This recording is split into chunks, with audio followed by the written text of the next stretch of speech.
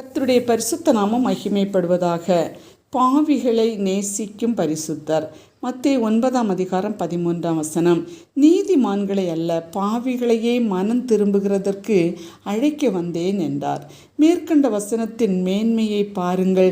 இயேசு நல்லவர்களை தேடி வரவில்லையாம், பாவிகளை நல்லவர்களாக மாற்றவே நான் இந்த உலகத்துக்கு வந்தேன் என்று கூறுகிறார்.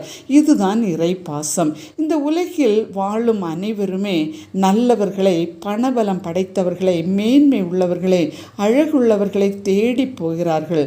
ஆனால் அருள்நாதர் இயேசு கூறுகிறார், உலகம் யாரை வேண்டாம் என்று ஒதுக்குகிறார்களோ, யாரை கண்டு பயப்படுகிறார்களோ, வேண்டாம் என்று ஒதுக்கி தள்ளப்படுகிறார்களோ, இழிவுபடுத்தப்படுகிறார்களோ, சேர்த்து பிடிக்க மனமற்றவர்களாய் துன்புறுத்தி அள்ள வைக்கிறார்களோ, அவர்களை தான் தேடி வந்து ஆறுதல் படுத்தி அன்பு பாராட்டி மேன்மையாய் வைக்க விரும்புகிறேன்.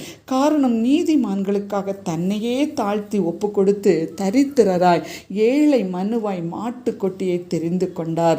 ஆட்டிடையர்களுக்கு பிறப்பின் செய்தியை அறிவிக்க தூதர்களை அனுப்பினவர் சொல்லுகிறார், பாவிகளையே மனம் திரும்பி நீதிமானாக மாற்றி பரலோகத்தின் அவகாசியாக அழைக்க வந்தேன் என்று கூறுகிறார். பிரியரே, இயேசு ஆயத்துறையில் வரி வசூலித்துக் கொண்டிருக்கும் மத்தேயுவை பார்த்து எனக்கு பின் சென்று வா என்று கூறினார்.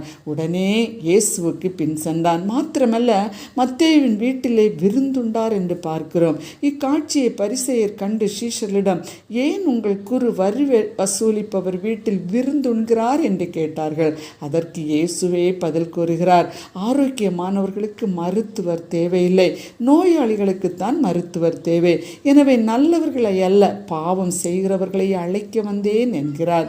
தொடர்ந்து லேவி என்ற ஒரு மனிதன் வரி வசூலித்துக் கொண்டிருந்தான். அவனையும் இயேசு பார்த்து, என்னை தொடர்ந்து வா என்றார். லேவி எழுந்து எல்லாவற்றையும் விட்டு இயேசுவை பின்தொடர்ந்தான். லேவியின் வீட்டிலும் பெரிய விருந்து வைத்தார்கள்.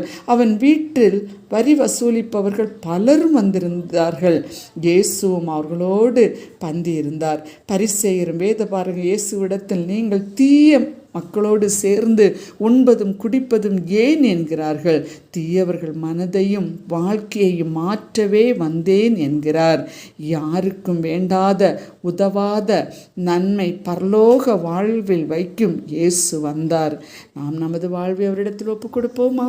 ஆமென்.